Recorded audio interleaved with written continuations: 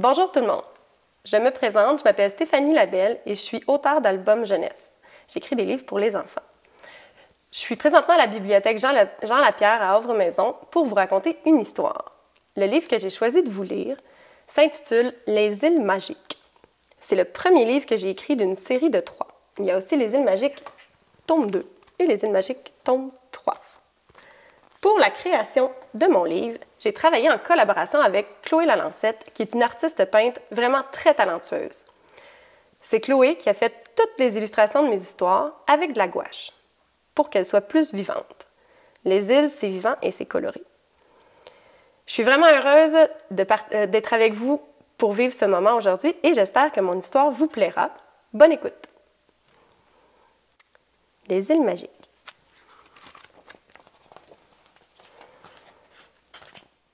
Voici Stella, une petite fille très curieuse et débordante d'énergie. Stella habite en ville, mais cet été pour les vacances, elle va visiter ses grands-parents aux îles de la Madeleine. Elle attendait ce moment depuis si longtemps. Stella se trouve maintenant sur le pont du traversier. Dans quelques minutes, elle pourra courir et sauter dans les bras de son grand-papa et de sa grand-maman pour les serrer très fort.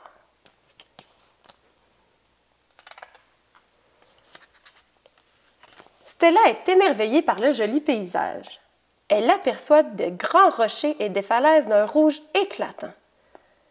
C'est avec un immense bonheur que Stella repère enfin ses grands-parents qui l'attendent sur le quai. Elle est si heureuse de pouvoir vivre ce moment merveilleux. Stella descend du traversier avec le plus beau des sourires.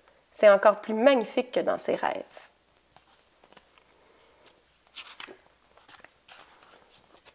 Ses grands-parents demeurent dans une jolie petite maison à l'étang du Nord, un beau village habité par des gens très sympathiques. Plusieurs pêcheurs du village, comme son grand-père, partent capturer de gros poissons toute la nuit. Ils font des pêches miraculeuses.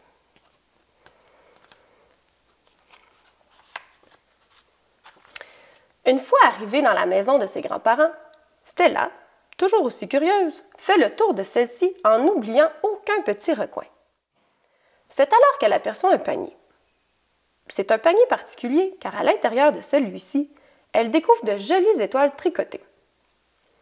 Elle se demande à quoi elles peuvent servir et pourquoi sa grand-mère tricote de si douces étoiles alors que les grands-mamans de ses amis tricotent des foulards, des bas, des pantoufles.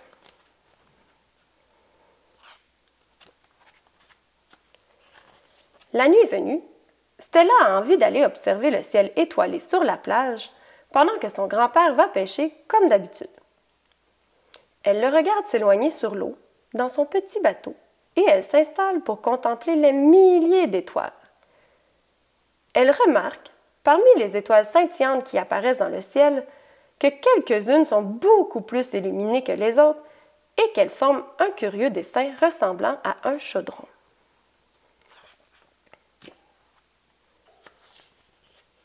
Au même moment, un petit garçon s'approche de Stella. Il aime aussi beaucoup les étoiles et il vient souvent admirer le ciel la nuit. Comme Stella, le jeune garçon a remarqué que certaines étoiles sont plus brillantes que les autres. Il s'installe à côté de Stella pour admirer toutes ces lumières magnifiques.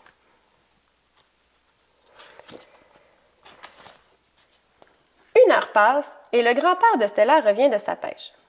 Les deux enfants ont tellement discuté qu'ils n'ont pas vu les minutes passer. Il est temps de rentrer à la maison pour aller dormir un peu.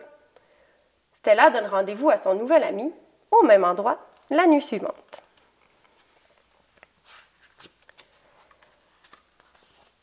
Pendant la journée, Stella est toujours intriguée à propos des tricots de sa grand-mère.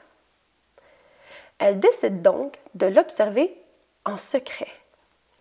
Discrètement, Stella regarde par l'embrasure de la porte afin de comprendre l'existence de ces étoiles.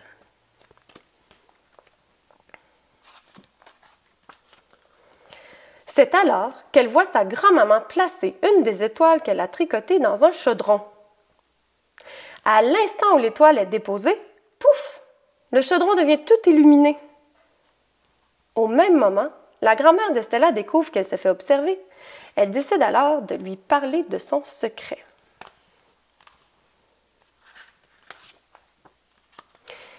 Elle lui explique qu'elle tricote des étoiles afin de faire briller la grande ours le soir pour guider les pêcheurs dans le noir.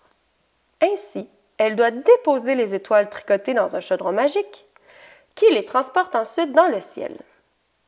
En regardant les étoiles durant la nuit, nous pouvons voir une constellation en forme de chaudron qui se nomme la Grande Ourse.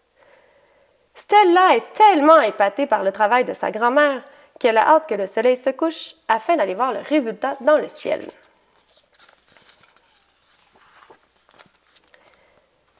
Une fois la nuit tombée, Stella repart avec son grand-père afin d'aller retrouver le petit garçon sur la plage. Ce soir-là, il lui partage son rêve de devenir pêcheur comme son grand-père. Stella hésite quelques secondes à lui parler en retour de sa découverte, mais elle décide de garder le secret de sa grand-mère pour elle. Comme la nuit précédente, il contemple toutes les étoiles du ciel jusqu'à ce que le grand-papa de Stella revienne de la pêche. Le lendemain, la grand-mère de Stella lui montre comment tricoter de belles étoiles afin qu'elle puisse, à son tour, éclairer les pêcheurs la nuit. Elle lui demande aussi si elle veut bien prendre la relève, puisqu'elle ne pourra bientôt plus tricoter, car ses doigts la font souffrir de plus en plus.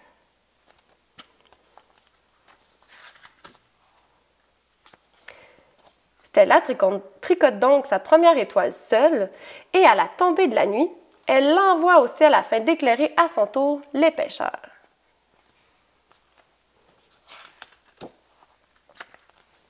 Depuis ce jour, Stella fabrique des étoiles aux îles de la Madeleine afin de guider les pêcheurs la nuit, dont son ami qui est devenu pêcheur et qui est maintenant son amoureux.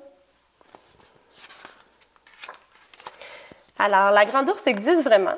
Si vous regardez dans le ciel le soir, vous pourrez la trouver. Voilà! Alors, c'était Les îles magiques, écrit par moi-même, Stéphanie Labelle, et illustré par Chloé Lalancette. Je n'ai pas parlé de la maison d'édition au tout début parce que le projet des îles magiques, c'est un projet auto-édité. Donc, la maison d'édition, c'est mon amoureux et moi-même. Si jamais tu as aimé mon histoire et que tu as envie de découvrir le tome 2 et le tome 3, je t'invite à aller visiter la bibliothèque. Merci d'avoir été là aujourd'hui et je vous souhaite une bonne journée.